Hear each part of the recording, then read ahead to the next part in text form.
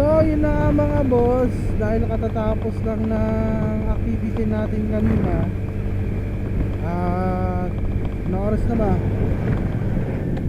5:27 5:27 ng hapon. So gora-gora na naman tayo. So ride safe sa atin mga lods. Ano ngayon?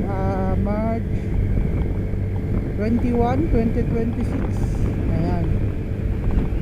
So smooth lang yung biyahe natin ngayon. Hindi tayo masyado magmamadali dahil nga mahal ang gasolina. Kasi gasolina mga boss, kahit FI yung motor natin, syempre kapag hinataw natin to, hataw din ang gasolina nito. Walang FI. So ride shift na lang sa atin mga boss idol. Alright.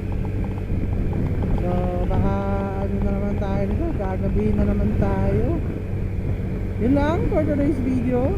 Thank you for watching. Salamat sa mga nakasuporta. Bye bye.